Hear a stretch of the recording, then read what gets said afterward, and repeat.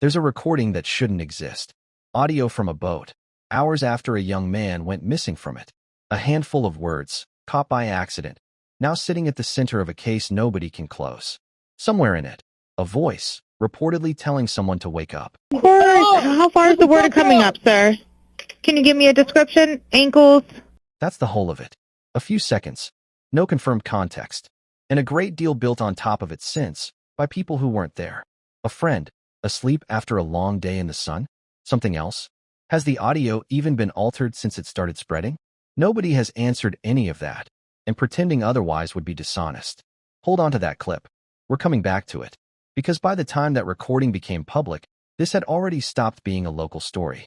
A reward of $125,000 sitting unclaimed. National commentators picking it apart, some carefully, some not. An entire friend group with lawyers now. A grand jury weighing whether any of this adds up to a crime. And underneath all of it, two parents who never asked to become the center of a national conversation. Just people trying to keep their son from becoming a case number before the science and the process finished doing their work. His name was Nolan Xavier Wells. 18. Sit with that for a moment. A few seconds of unclear audio, a six-figure reward, a country arguing over a boy most of them never met, and at the center of it, a mother still waiting on the only question that has ever mattered to her. Not who is guilty, just what happened. Some of this we know. Some of it is only claimed. Some of it, even now, nobody can say for certain. To understand what that recording might actually mean, we have to go back to where this started. Before the reward. Before the commentators. Before anyone knew there'd be a reason to listen twice.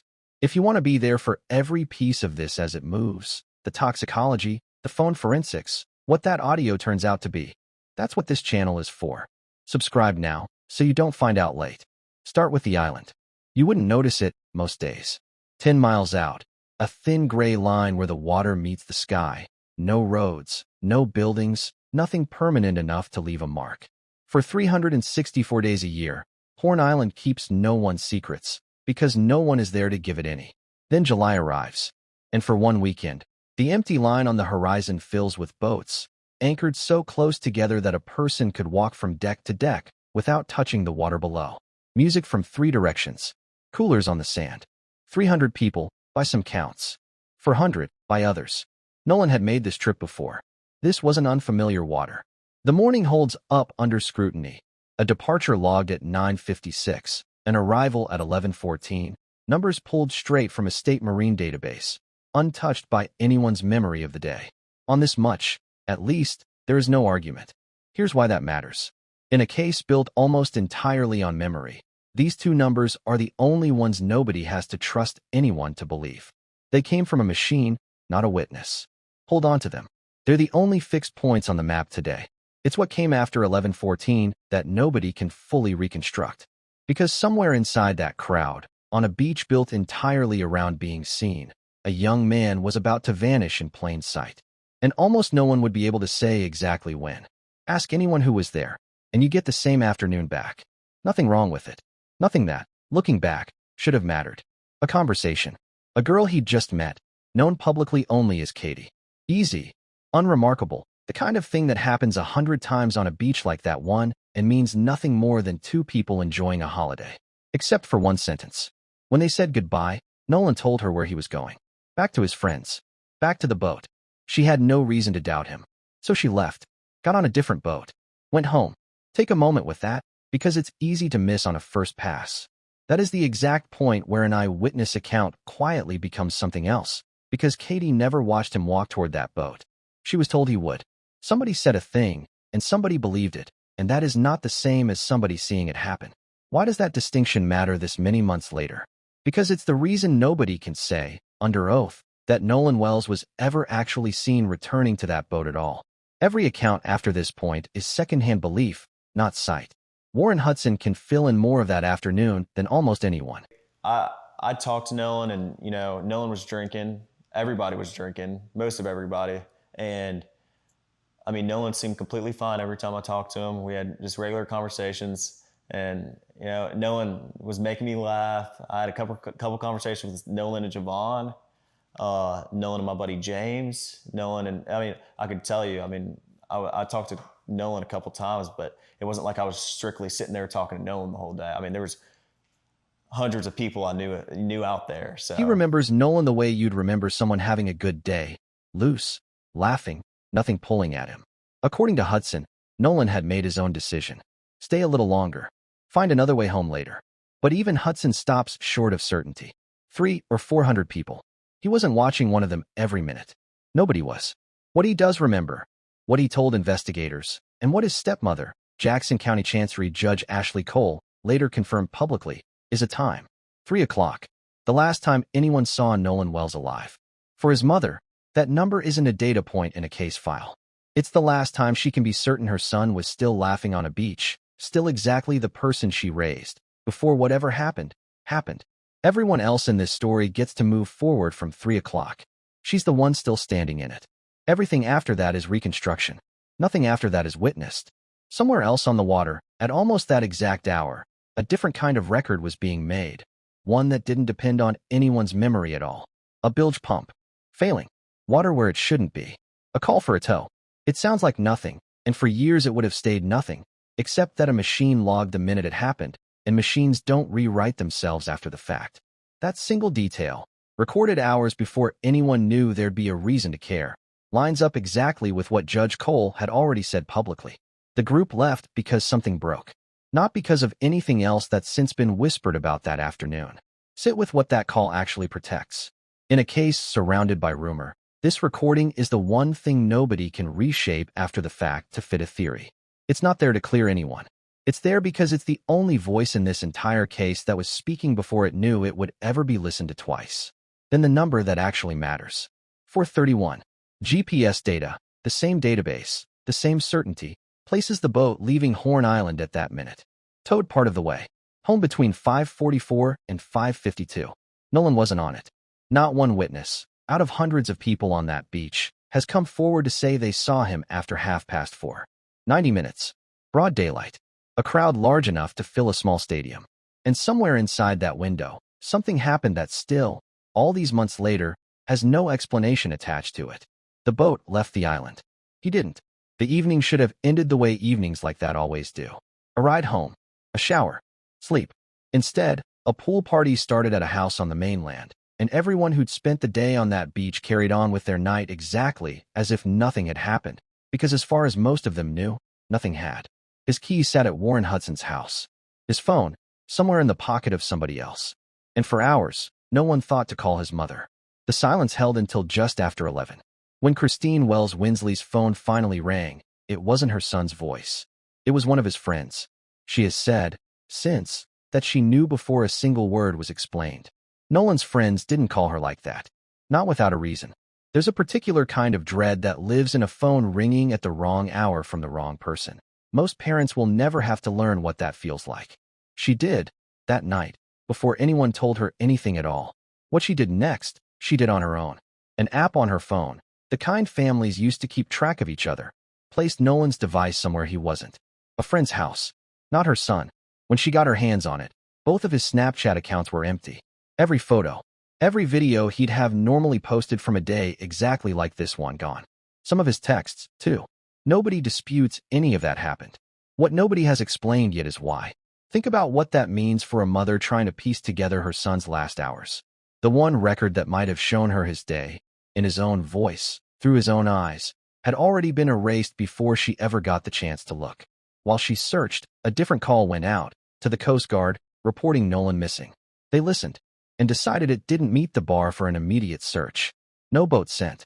No aircraft. The call logged, then closed, inside minutes. Real time, the kind that matters when someone is missing, passed before anyone with the means to search the water actually did. Local law enforcement came next, and came with its own delay. Horn Island sits in federal waters. Whose case this wasn't obvious to whoever Christine first called. She's described being passed along, agency to agency, until the Jackson County Sheriff's Office, under Sheriff John Ledbetter, finally opened a file. Not at a station. In a McDonald's parking lot, Christine and Nolan's father, Elmore Wanley, laying out everything they had across a table, under fluorescent light, while their son was still out there somewhere. There is no version of that image that isn't hard to sit with. Two parents, at a fast food table, doing the paperwork of a nightmare because no one had told them yet where else to go.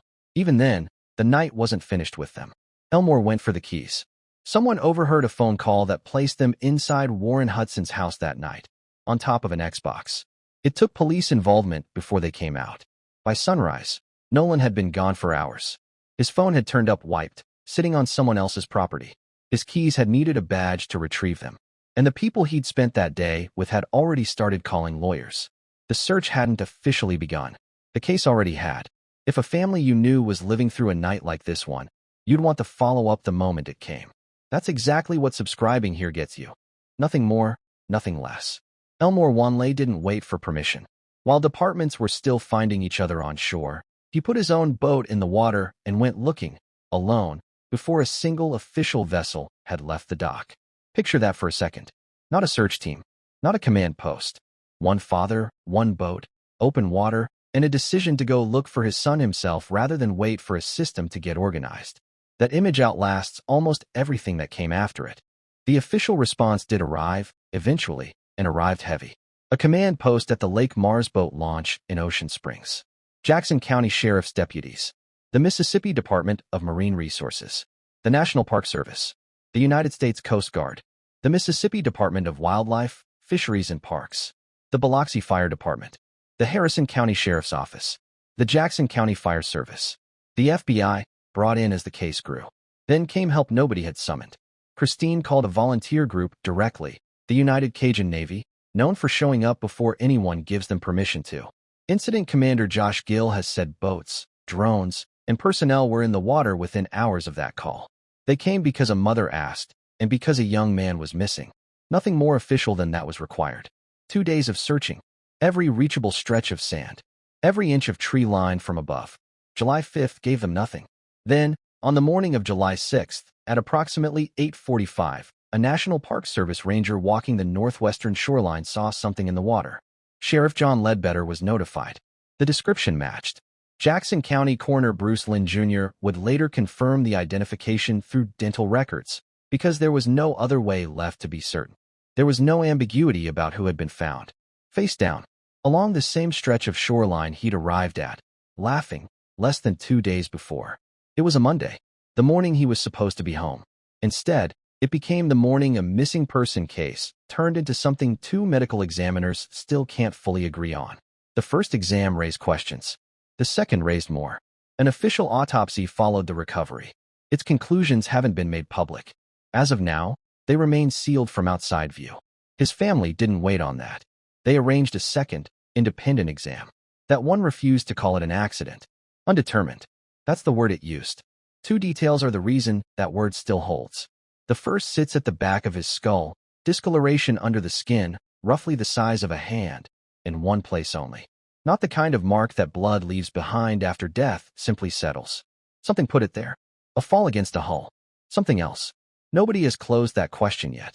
Here's what that mark actually means for the people who loved him. It's not a medical curiosity. It's the reason his mother cannot yet be told a simple story. The reason he fell and drowned is a sentence nobody with authority has been willing to finish. Until someone can explain that single mark, there is no ending she's allowed to accept. The second detail is what wasn't there at all. By the time the body reached the second examiner, the lungs were gone. The throat tissue, too, held back by the first examiner, standard enough when drowning needs ruling in or out. But the throat is a different kind of question, because nobody has yet said what the first examiner saw in that tissue that made it worth keeping. For a family trying to reach a second opinion, that's not a technicality. That's the one piece of Nolan's body that might have answered the hardest question, and it was gone before they ever got the chance to ask it themselves. Toxicology hasn't been released. What investigators will say, for now, is that the picture is incomplete, not conclusive, not in either direction. What isn't in dispute is simpler than any of that.